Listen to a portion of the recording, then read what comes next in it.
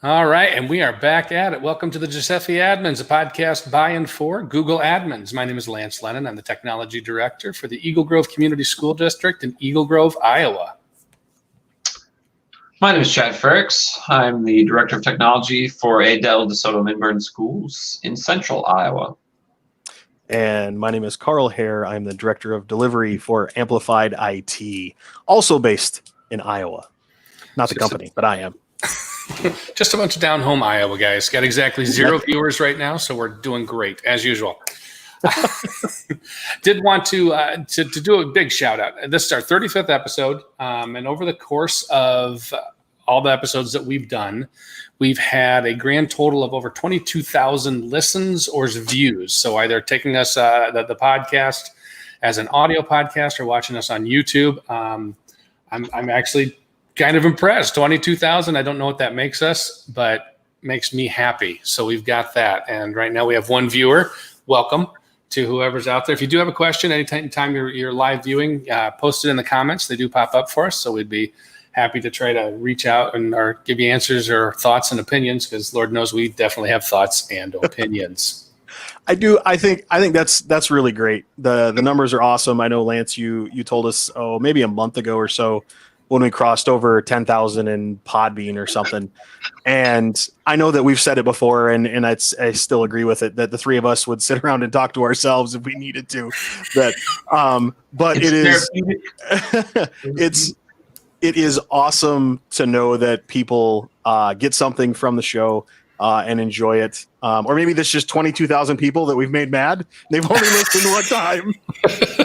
But they're subscribers, and so the numbers are. And I know that I told you we were over the 10,000 mark from Podbean, and when we got that, I went in and looked through the data, and it was 14,000 listens or downloads of the podcast. So 8,000 of you watch us, and I understand. We're pretty good-looking guys, but it is amazing to me that many people, almost. What's 14 and 8? I don't know what the ratio, besides 14 and 8, but it's not quite 2 to 1, but the number of people that watch us compared to that listen to us, I would have put it at far fewer watching. Speaking of, we lost our viewer.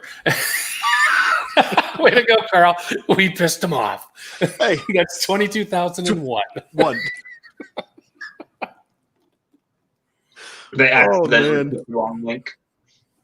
I'm okay with that. They don't know what they got into. So I did want to start the show tonight. I had a call last week from our friend Jeremy Pearson, and he was kind of like saying they're running into a lot of issues with kids and extensions and applications. So he's going to the lock it down and then only allowing the ones he can, making Chad very happy. But he couldn't find where to get into it. And I'm like, well, I'm not happy about that. No, I was being sarcastic. Again, you have to watch to get the sarcasm. I am of the same model. I only allow what I allow now because we had issues too. So I'm in Jeremy's boat. I've been thinking about it more and more. We're just trying to keep up on the VPNs is my issue. Right. Mm-hmm. They kept installing stupid stuff. And and it wasn't just a few. If it had been just a few, I would have done something to them, right? I would have put them in an OU and did it just to them. But it was rampant.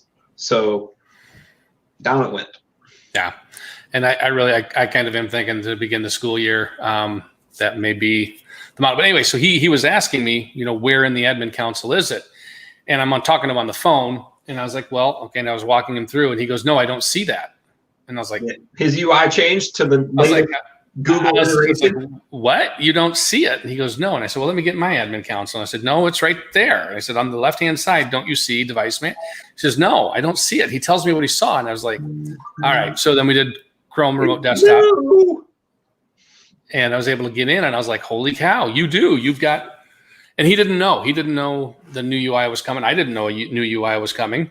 But there it was. I don't have it yet.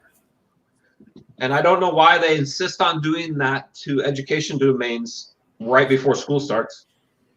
Ass hats. Do you have the new UI? Now we're 18 plus. Excuse me, Lance? Do you have the new UI? Yeah. I hate it. Can't find jack crap. And search doesn't work. They always break search. Search didn't work on the last one.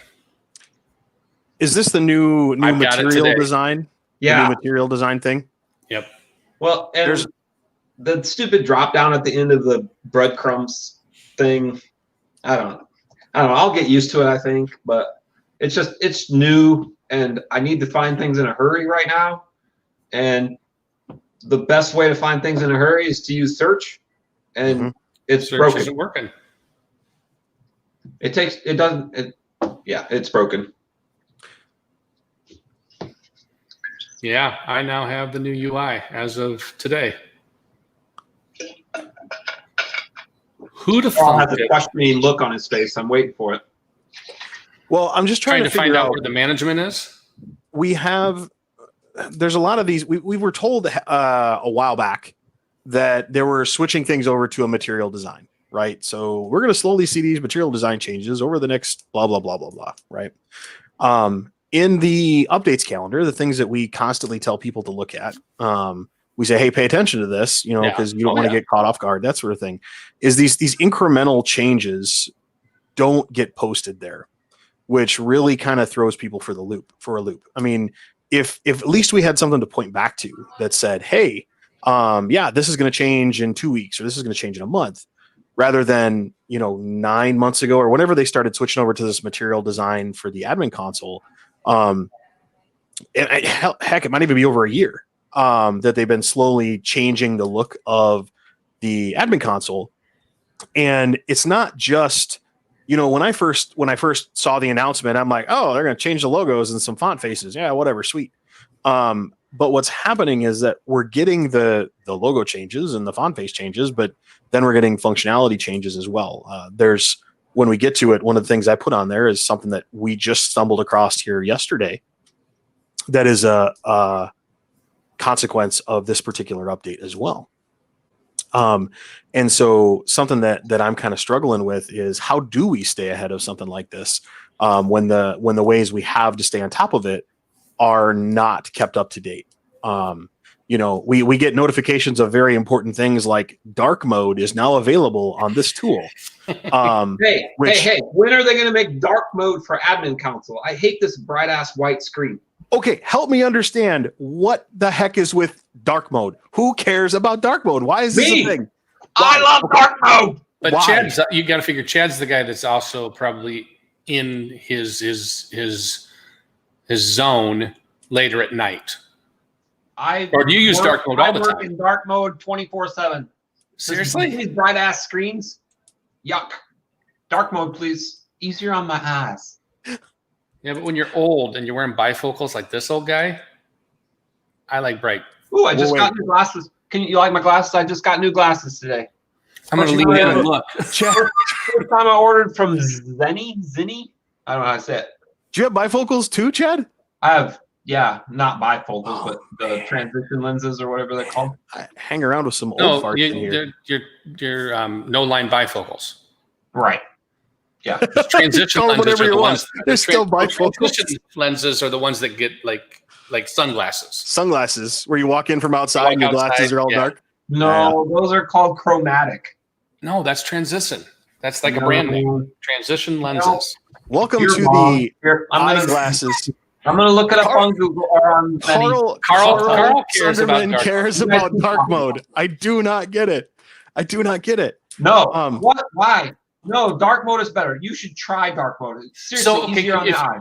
If you put your Chrome browser in the negative mode, you know what I'm talking about? How you can put it in negative? No, that's different. Okay, that's what I didn't know, if that did it for you.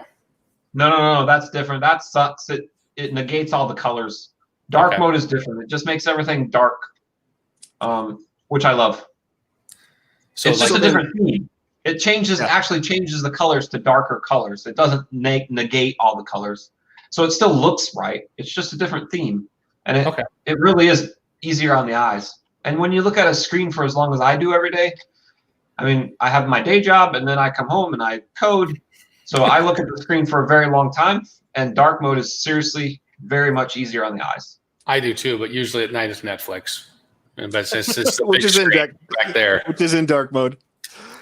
So were you able to help Jeremy find the? Yeah, and it was restaurant? completely by accident. What we ended up doing in getting to it is he clicked on something, and then in the breadcrumb trail, it went back to devices, and then you could hit Chrome, and then it was that normal, or not the normal, the newer look where you could go then into user browser settings and device settings. But it did take a little bit. Now I see that what I do like about it, and it's the same thing I liked about the new edition they had in the admin console on devices, was the ability to go user settings, browser settings, apps and extensions in the tabs. Is now you can also go where they have the drop down in the breadcrumb, that you can go quickly from the breadcrumb in a drop down menu too. So I found that I could probably show the screen. My gosh, we have our chance right now. Okay. I'm trying to show my screen. Put mine on there. It is. Okay, So, you're up.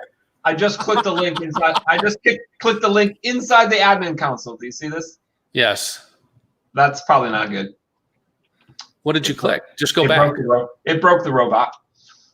It had a link along right here. You see? Set up admin console. Click here to get started.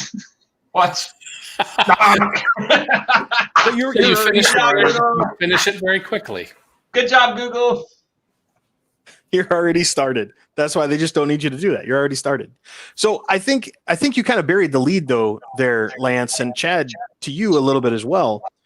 Stop sharing my screen. There you go. All three of us have always been very adamant about leaving things open, letting kids have access to do things, and then block the things when they make poor choices. Mm-hmm. And so Jeremy is changing his philosophy. Lance, you're considering changing your philosophy, and Chad, I'm not changing my philosophy. My philosophy remains. my implementation may change. But if you are blocking the tool or blocking the things first, yeah, you're going against what we have previously rattled on about for many episodes. Yeah. So I want to pull on that thread a little bit, Chad, you especially, because you've changed for sure. Why did you make that change? What was the impetus of it? Why? Yep. Because of the volume of stupidity by the kids on what they were installing, and me being one person. I just didn't have the bandwidth to keep tracking these things down and blocking them. And it was just getting out of control in our environment. So I want to go back. You just said bandwidth, and because there's two ways to look at that: your personal bandwidth and then actual school bandwidth. Oh, no, mine personal bandwidth. Yeah, I should right. make that clear. Okay. And but there's also for productivity reasons. By Carl Sunderman, and he cares about dark mode. Yeah, we said that already. Oh, I missed that part. I was probably laughing at the 504 error. We're already there. We're already there. So then what you're saying is that there were just so many kids making poor choices that they ruined it for those that were making good choices. Well, I think it's just like anything else. It's like wildfire. When a kid finds out, that this VPN is available, and they tell their friend who tells their friend who tells their friend, you can end up blocking that one. But now there's this realization. And for me, it really is about VPNs and mm-hmm. the number of them that exist to bypass any filter I have in place. And it's not getting the reports. It's not, and by not getting the reports, I start to realize I should be getting something. And so now I go in and I look at what is the most populous thing, and then I can block that VPN. And then 3 days later, they find another one. And I'm doing my due diligence, but again, I'm like Chad. I'm a 1.5 person shop, and especially now in COVID, we've now gone 1-to-1 K-12, and right. Every kid has a device. And when those devices break and need to be fixed, that comes to me. On top of the fact that we're also looking at what are we doing and what do we need to have in place in case, and how am I being forward thinking, and what steps are we taking in case something happens. So. I'm with Chad on the bandwidth side. It may be a temporary issue. It may be a permanent issue. It could also be it's just a matter of putting together a system where they can ask, can I get this one? And if I think, there's nothing wrong with it, it's stupid, but, it's not dangerous. I was just going to say that. when I made the switch, I also implemented a mechanism for them to request apps and extensions. It's a simple Google form that alerts me when a new submission is there. I go review it, and if it's okay, I allow it for installation. And it's got formula attached to it, so when I change the status and put my reasoning in, it fires an email back to the kid. So they know that they can either install it or that it was a stupid request and they should only ask for cool stuff. Filter less, monitor more. That's Bog. Yeah. And I would say, and this gets me to my next question, Chad, did you make this change before spring? Yeah. Okay. Yep. Because Lance, you're talking about now your possible change. Right. And that's because you have more devices. Yep. You have more devices that are theoretically going to be to the sticks. You know, yep. We're going to get political at some point in time during this podcast, but currently here in the state of Iowa, our governor is not allowing us to do what we really should be able to do. But that being said, sickness waits for no stupid politician, and you're going to have kids trying to learn from home. And I am all on board to monitor and allow, but when the kids go home, what does that monitoring look like? You know, do we have to have another tool on top of it to monitor them? You know, you use a tool like a GoGuardian or something like that. Because, which I do. Yep. And we had it too. And Chad, I know you've used it in previous districts if you don't have it in your current district. Yep. It's a great tool to help you monitor and help whack the moles. But one of the things that I'm hearing from a lot of folks is ain't nobody got time for that right now.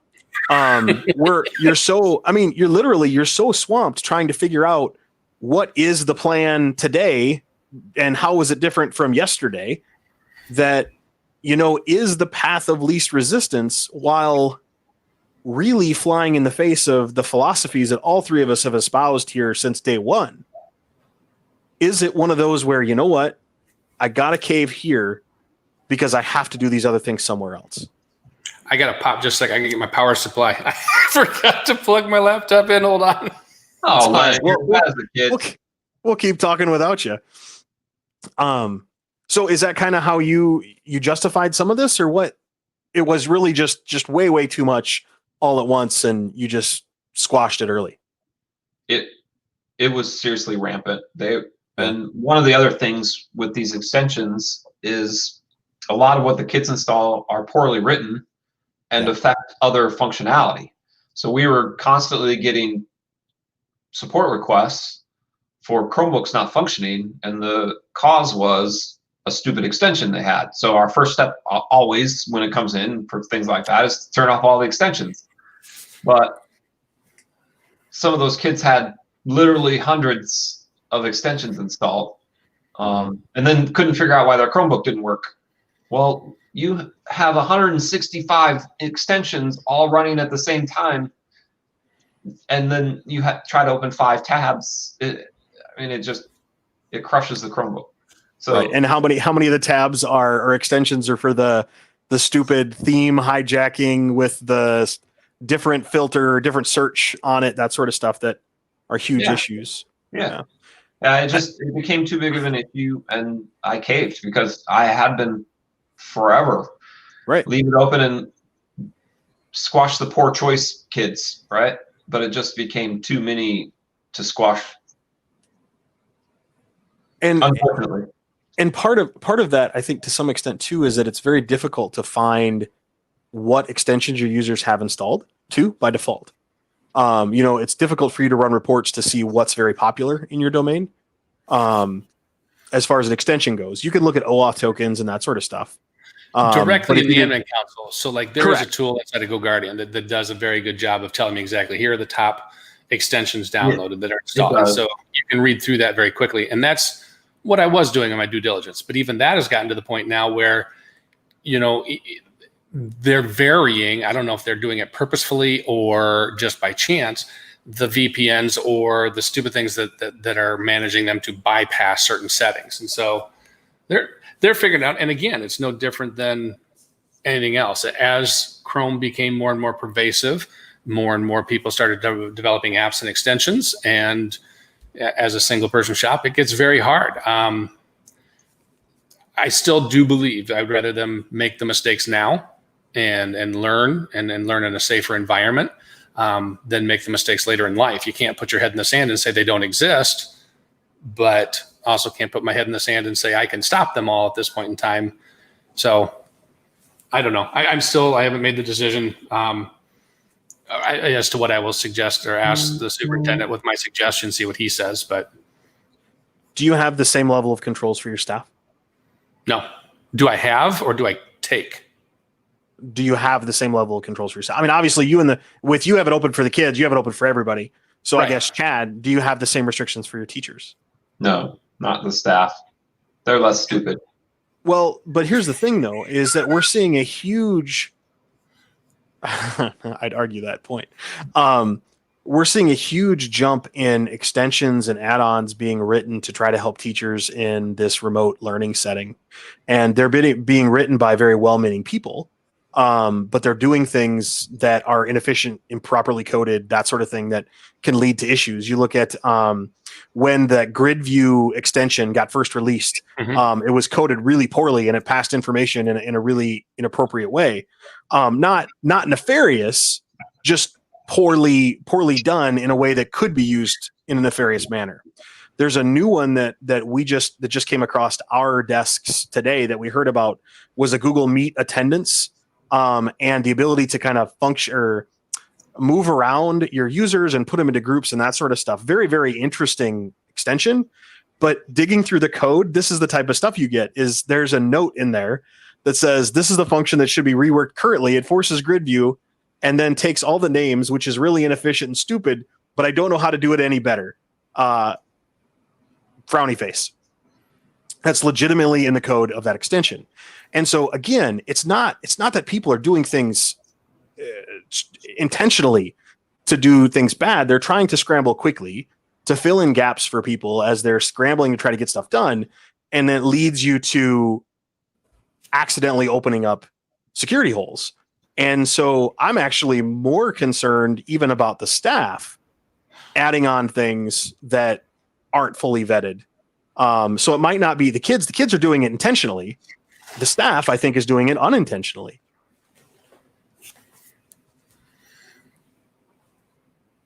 What I learned from that little spiel, Carl, is I'm never letting you read my pre-production code.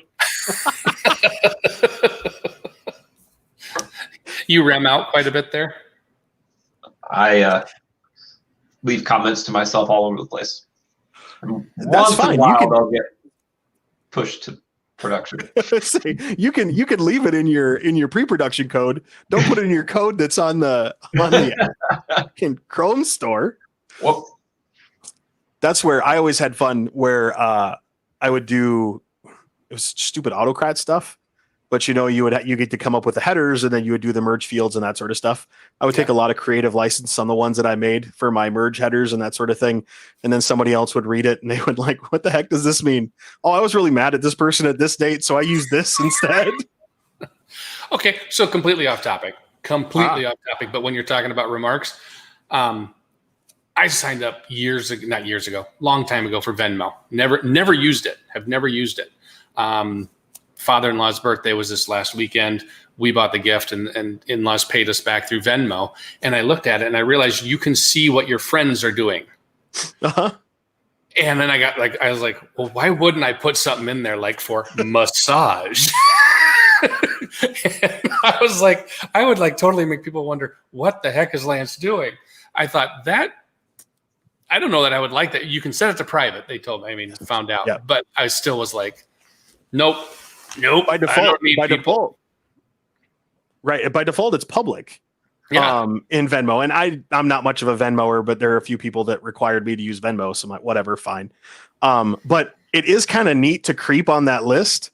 Like I'll see husbands sending money to wives and wives sending money to husbands with no notes and just bizarre comments. I'm like, why are you sending Venmo to your spouse or to? Lance froze at the absolute perfect time on my screen.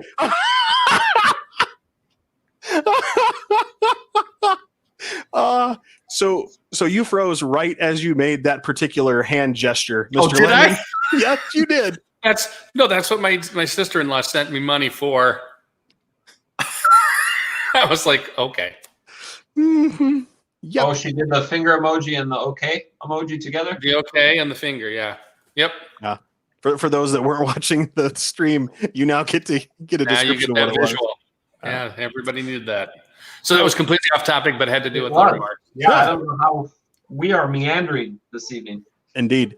So to bring us back to, we'll hop to my first thing on there is, and it ties to your UI changes as well. Yep. So we actually just came across yesterday the enterprise licensing and voice licensing UI has changed, and it's slowly rolling out to folks. We had no idea that was coming.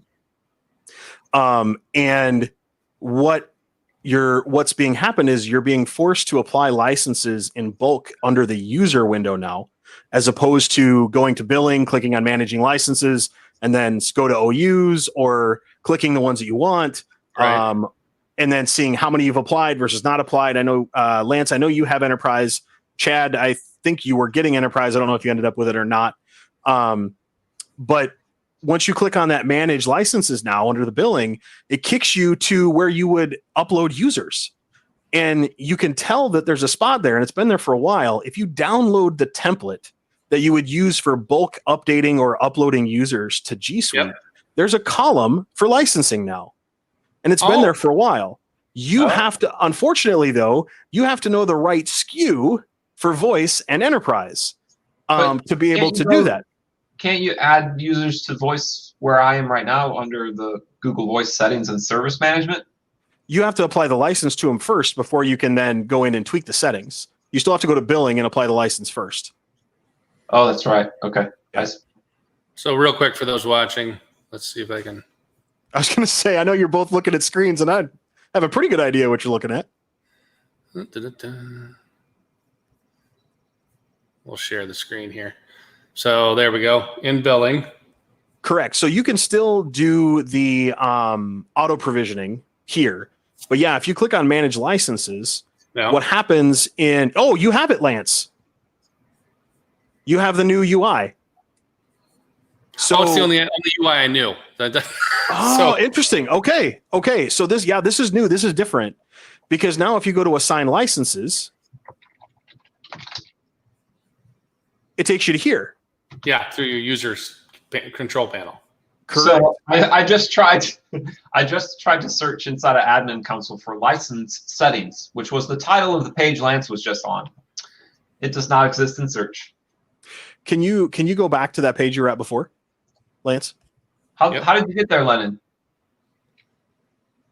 Look at the title of the page. License settings. Yeah, AC. From home under billing. Yep. Oh, right. I was clicking my own screens when you did that. And then once you get into billing, here's your enterprise for education. And then here's your enterprise education for student licenses. But under actions is where you go to manage license. Correct. So under assign licenses, and then boom, that takes me into. I think maybe my search didn't work because I still have the old way. Because what you have, so Chad, can you bring your screen up? Yeah.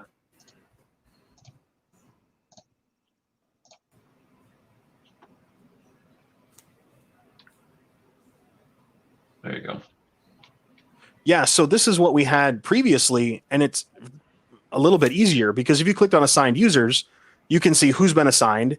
If you click on unassigned users, you can see who's not been assigned users, and then you can unassign them very quickly from here. You can also see, if you go to go back to manage licenses, Chad. Should I turn off everyone's Google Voice quick? Yeah, that'd be a good idea. A good idea.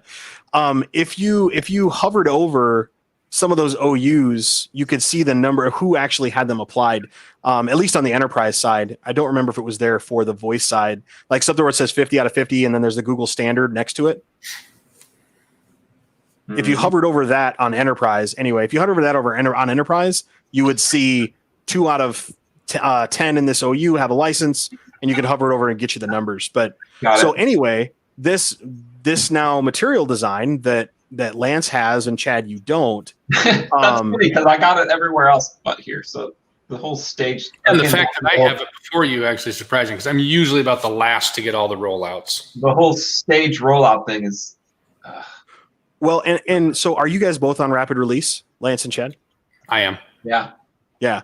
And so that's kind of what the thought is, that it's coming with rapid release, but we also know that not everybody on rapid release gets it on the exact same day. We've all seen that as well. Yeah. But that's significantly impacting licensing because things are different. They're in different places and people don't know where they are. And in some cases, we ran across one where part of it was new UI and part of it was old UI. So they couldn't do anything. That required we had to submit a ticket. And so again, I appreciate the effort to get the new UIs there and make everything prettier and that sort of stuff. But it does provide some frustration at times when those are changing without kind of a, hey, heads up that this is happening. The process that you followed. And one of the things that, again, I know that we've really prided ourselves on is when we've presented and talked to people is being ahead of the curve and knowing that, hey, this is happening. And this is going to impact your users. This is going to impact you, and this is going to impact your day to day. And, even the three of us that like to consider ourselves relatively well informed, get caught off guard by things once in a while. And this is one of those where it was just kind of like, oh crap, that's different. And I love the fact that, Lance, you've never had a different. Yeah, but I just got Enterprise. So, in terms of managing licenses on it, literally was this week was the first time I've been in there. Okay. Did you have, you had a trial though, right? Yeah, but I never assigned licenses. I had the trial. So much for that trial. Well, what did I do the trial for? No. I never did the trial one. So I never had the issues. Okay. Yeah, I did.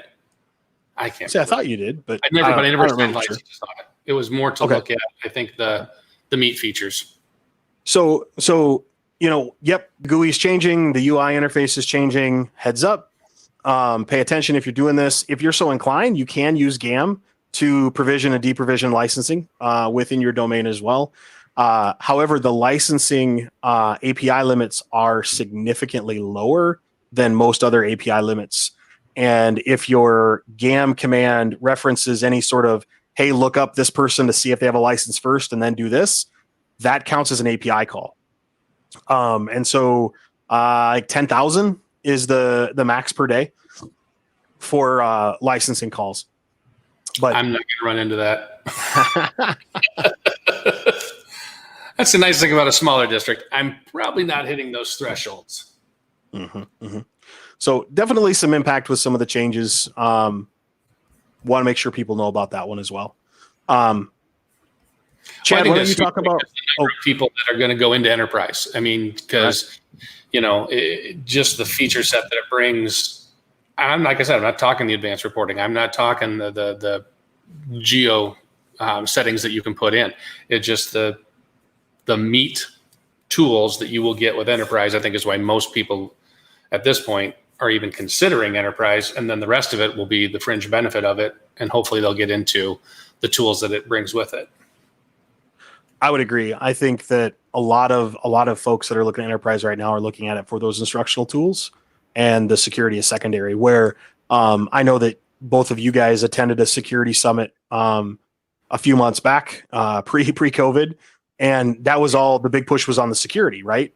It was security, and then, oh, by the way, you can help find some funds by talking to your instructional folks and use originality reports instead of turnitin.com. And, oh, here you can have meat instead of paying for Zoom or WebEx or whatever you might be using. And now it's that narrative is almost flipped. Almost 100% the narrative is flipped, where people are interested for the advanced meat functionalities and the security is just an added benefit. Oh. Chad, you got a whole bunch of links on here. What is that all about? Oh, let's talk about the Data Studio thing. Oh, okay. All right. I was going to come back to it, but so something new that has come to Data Studio here in the last few weeks is the ability to do row level permissions. But what is your but, Chad?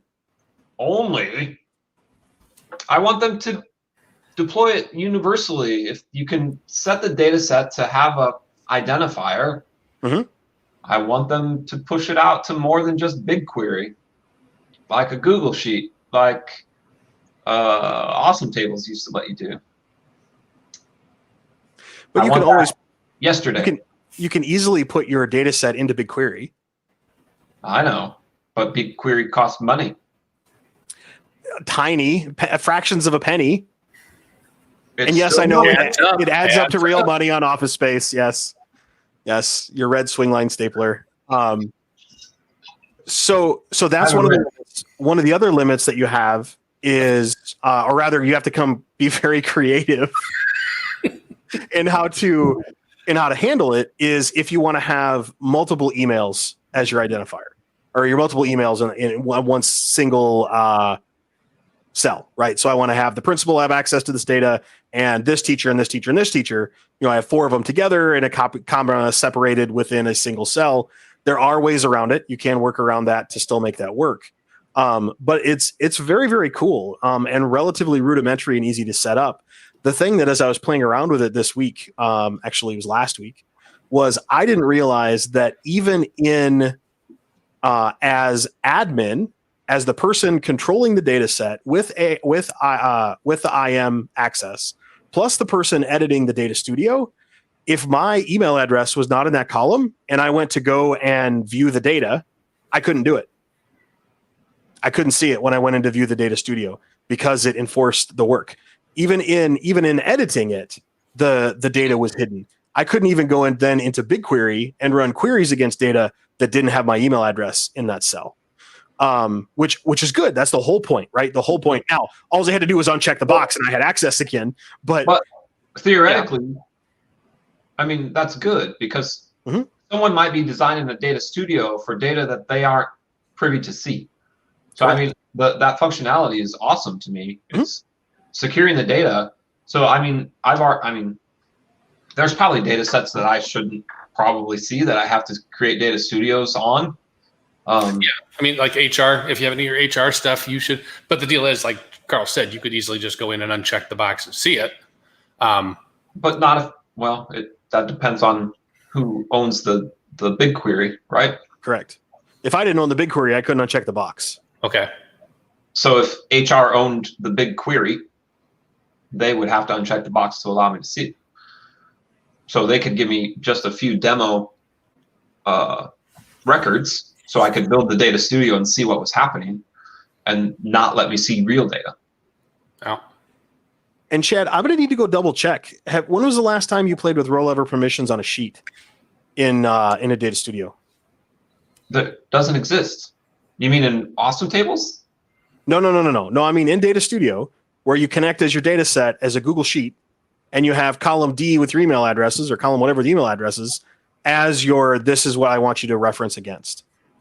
When was the last time you checked that? It's been forever. Okay, because I think that functionality exists now. In the set I was playing around with, it was literally in a spreadsheet, and it wasn't right into BigQuery. I'll see you guys in an hour or so. Because I'm not gonna bet my house on it. But I thought I was playing around with a regular CSV set of data or a Google Sheet set of data as opposed to a BigQuery data set.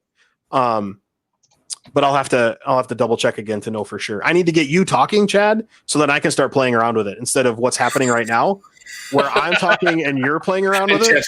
I might have been doing it a little bit myself. No. Are you running any big queries right now, Chad? No. You're doing all your data storage and manipulation is in Sheets as your data sets, right? You're not using Cloud SQL or anything like that either. Right. Yeah.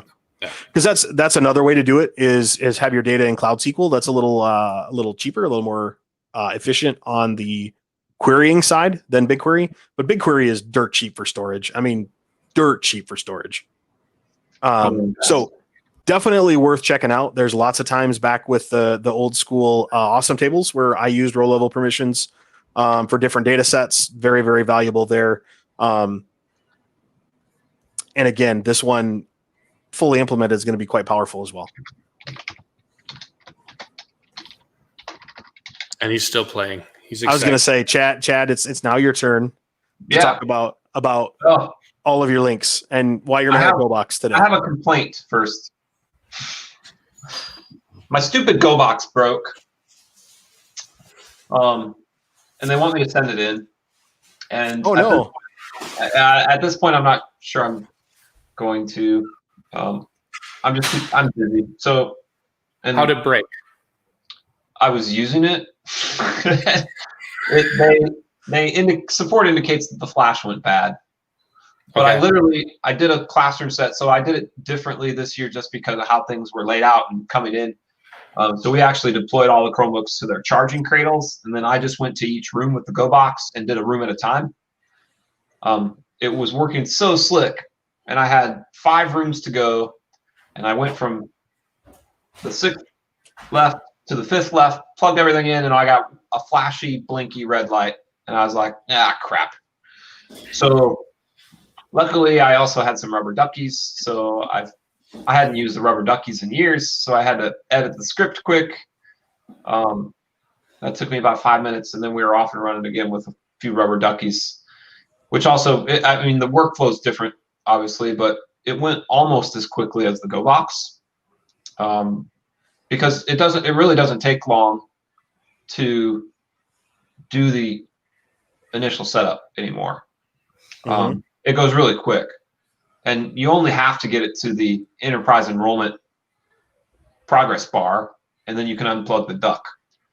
And then my next complaint, I'm full of complaints today about that whole Chromebook enrollment process. I'm not kidding. 90% of my Chromebooks that I tried to enroll last week and the week before failed at enterprise enrollment. They timed out and did not go through. And even when I tried to redo it so you can hit the X and get back to the enterprise enrollment login, it would not go through. I had to restart the God blessed machines, hit Control-Alt-E, and redo the email address and password, and then they would go. But when you in your carts, did you have that same problem? What do you mean, Lance? In my carts, they were all. You said you were doing the classroom-based and charging trays, so carts, I guess. Okay, so those were the ones that you were having the problem with. Yeah, when I was doing a classroom set at a time, I'm not kidding. Over 90% of them failed at enterprise enrollment. That came up with an error screen. Was it the same if you used the ducky? It was the same. Yeah, it didn't matter. Did you find out what it was? No, I figured out a fix. If it hung for too long, you figured out a workaround. Yeah, if it hung for too long, I held the power button, turned it off, turned it back on, redid the thing manually, which sucked. Doing that hundreds of times. But yeah, I got it to go after I rebooted the machine. But yeah, if I let them sit there, they would time out. The enterprise scroll bar would just keep going and going and going, and then finally it would time out. I think it was probably about a 10-minute timeout, maybe 15. I don't know.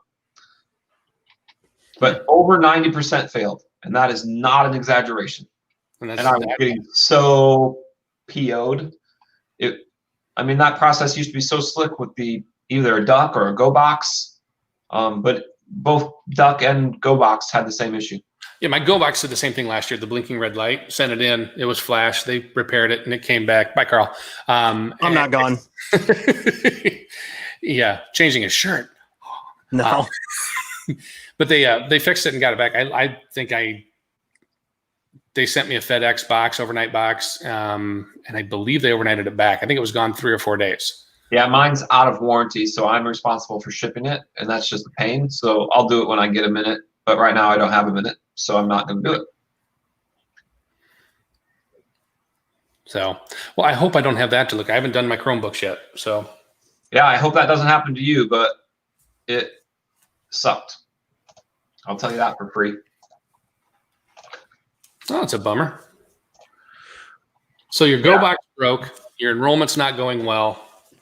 Let's talk about something that looks like a little more fun. You got some links in here. I did. I put some links in there. Hopefully we can post those with some show notes.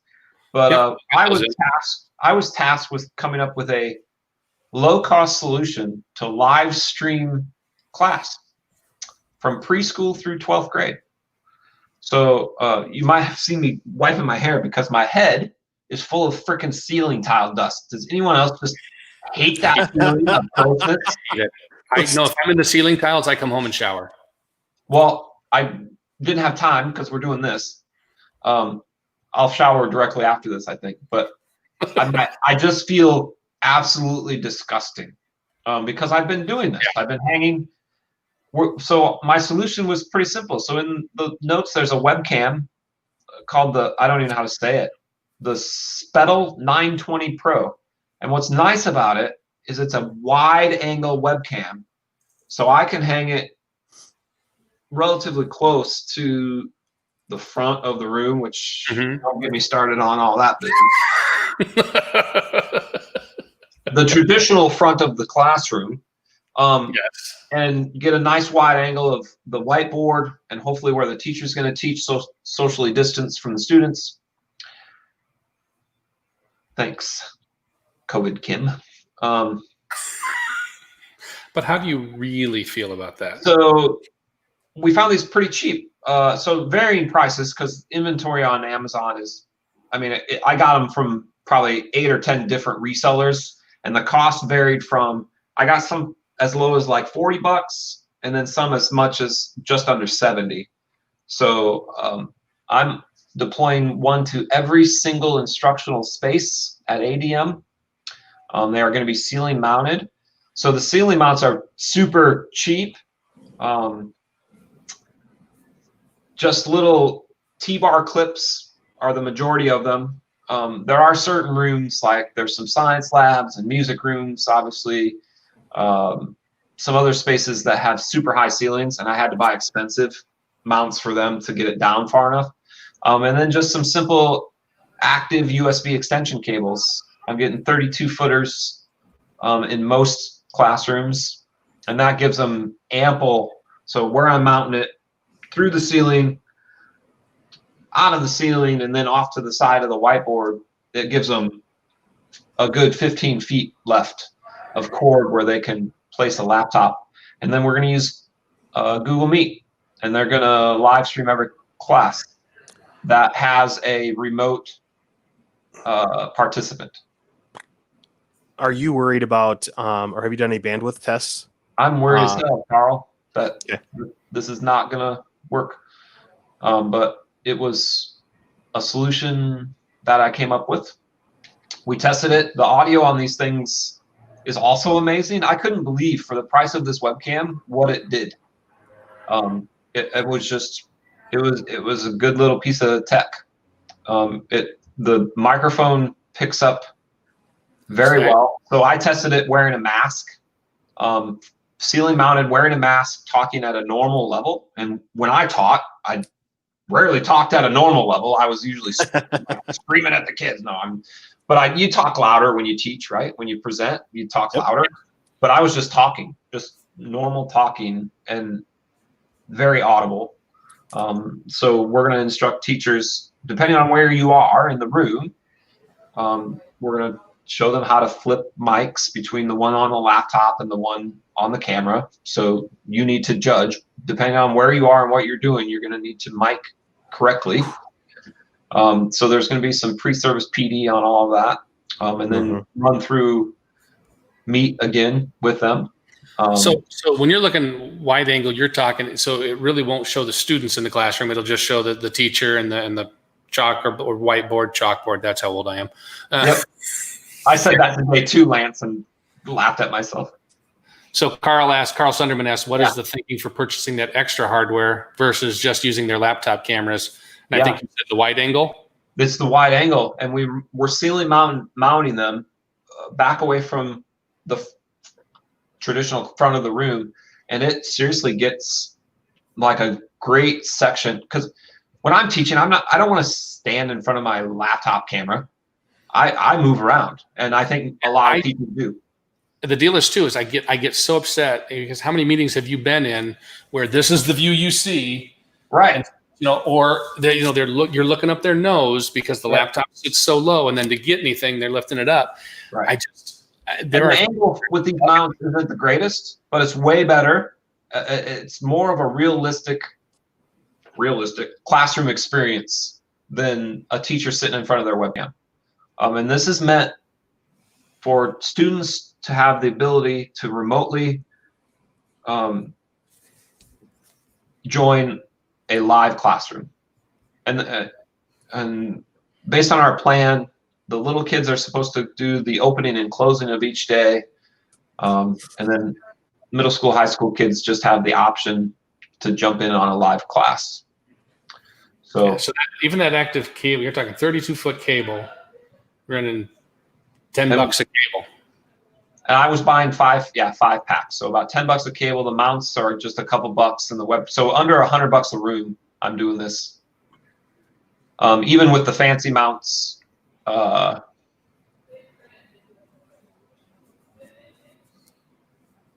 even with the fancy long mounts for those high ceilings, I was barely over $100 per room.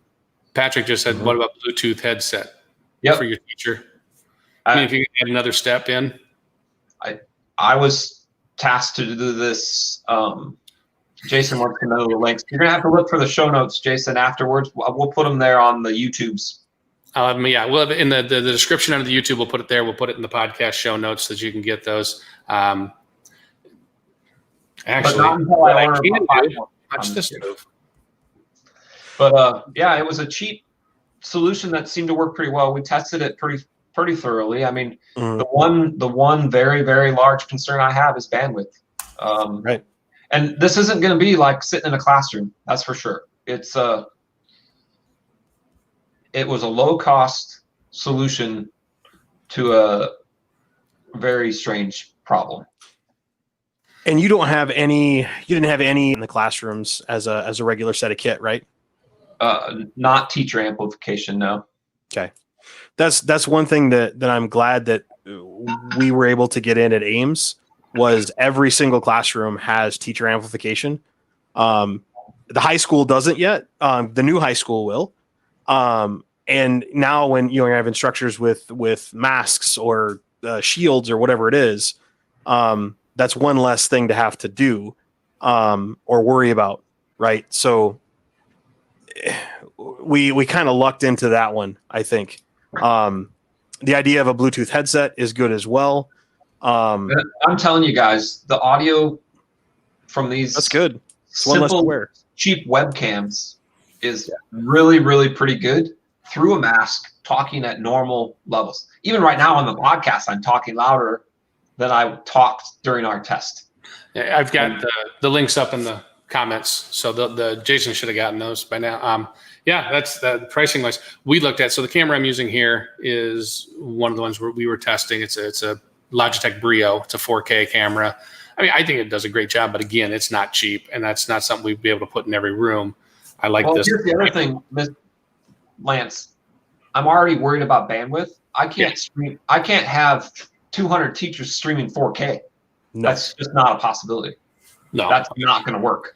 And our thought was we weren't considering the live broadcast during the day. Ours were more for the fact that if we have to go virtual, is the ability to have cameras where we could record more than just the laptop camera, right. But recording lessons in their rooms and coming in, recording the lesson, having it available asynchronously, so that kids could then get that if they needed their whiteboard, if they needed their tools. Yep. But yeah, so we were looking at. I just thought, but we tested again. I like this, but I think I'll pick up a couple of these and see. They're 120 degrees. Yeah. Their 120 degree angle is what really sold us on there, and the quality of the audio coming through those mics. And I mean, they were billed as conference webcams. They were meant to be wide angle to see more people.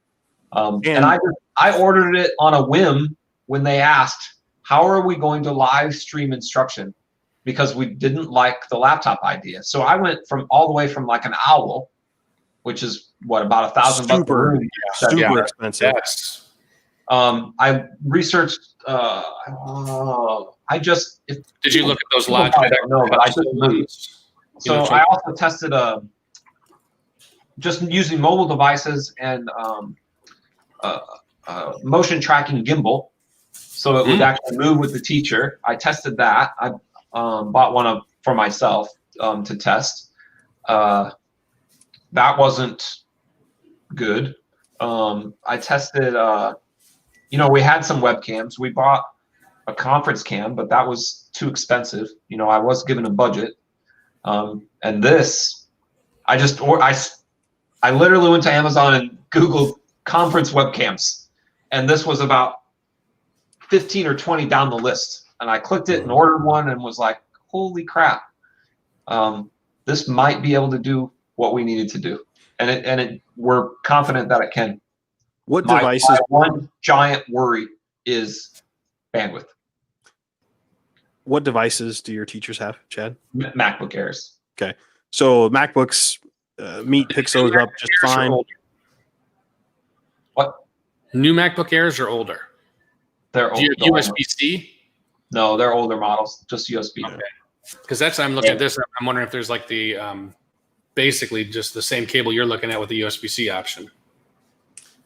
Oh, so yeah. So really, though, any device should work. It'll pick up that camera. It could be a Mac, could be a Windows device, could be a Chromebook. Yes, they're device agnostic. It says it lists a whole bunch of OSs on the side of the box. And it connects right into Meet, very easy. So the setup and usage of it sounds like it's pretty simple for the teachers as well.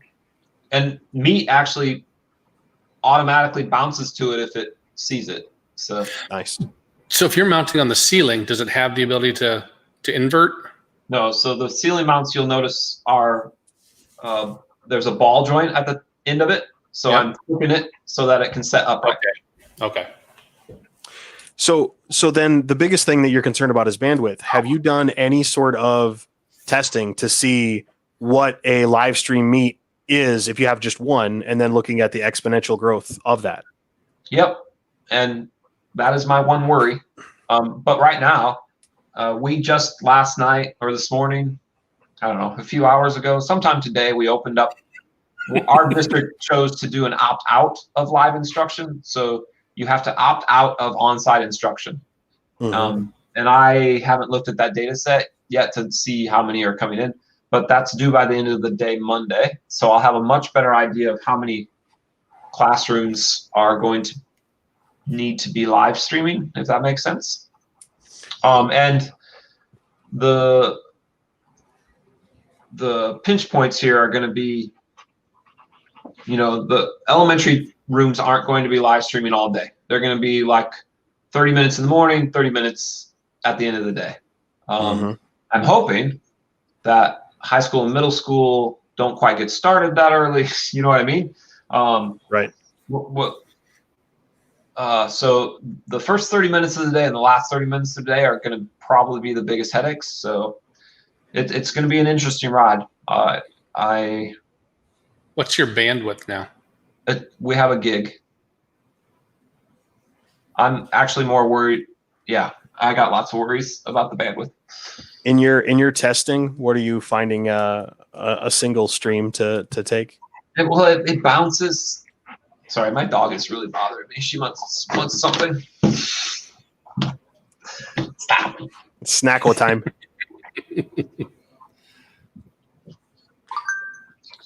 Because from an admin console perspective, you do have the ability to kind of pseudo rate limit to some extent. Yep.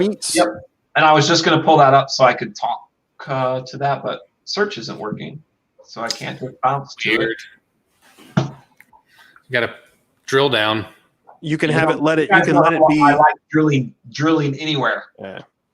You can let it automatically detect based on bandwidth, right? To adjust itself. Or there's the setting above that says limit for. You can actually even go even stricter and only allow audio. That defeats a lot of the purpose. So adjust automatically, and that's what I have it set to.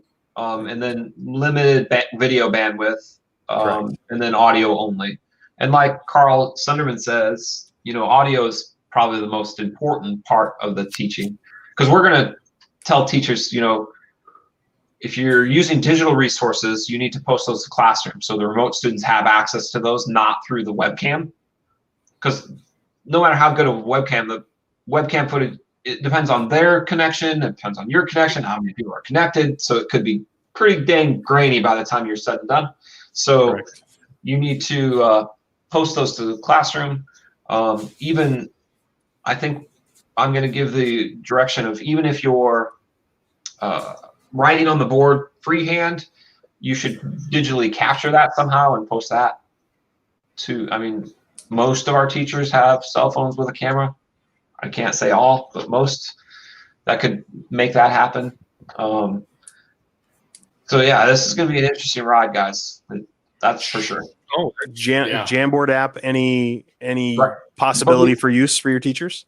I'm going to mention that, but without the ability to, write on a screen with a stylus, I think that's pretty limited. That's true with your Macs. Unless they paste, and they paste and do animations and stuff on there. I don't know. Yeah. Maybe when we switch them to convertible Chromebooks next year. Do that quick. I'm hearing Chromebooks are very easy to come by these days. You can have them. You can have them show up tomorrow. There are some tricks to get them quicker, but I don't think anybody's getting them quick. I'm glad I ordered when I did and got what we needed when we got them, because I'm hearing horror stories. Mm-hmm. I ordered in March and they delivered after the 4th of July. Yeah. And that was a student one. So I've got some other ones that still aren't in yet, but we'll do what we do. Yeah. I'm going to do the best I can, and that's all I can do, right? Hey. Right. None of us are perfect. Well, I'm close. Not that I know. I don't know if you just heard Sam giggle off camera. No, you're not. I heard Sam giggle through the window. It was loud enough. All righty. Well, we are at 8:32, so we've actually gone over a little bit. And we didn't get too political, so that's not too bad. Yeah, right. Okay. So again, updates we talked about, the UI changes, enterprise licensing, distribution changed. Evidently the Chromebook enrollment is causing a bit of a problem for Chad. I can't confirm or deny that myself. Carl has something. Real quick, the Data Studio, you can do row level permissions off of a Google Sheet. Yeah, I'm looking at that right now. You can do email filters. There you go. All right. And then the links are in here. We'll make sure we put them in the show notes for those of you that are listening to the podcast, for the cameras. Thanks to all our listeners. We ended up with 6. I think right at the end, somebody else jumped in. You missed the show. Sorry, guys. We appreciate you, though. Thanks for coming. We appreciate you. Again, 22,000 views or listens. I'm pretty happy with that. Take care, everybody. That's amazing to me. Awesome. Bye, guys. Cheers, everybody.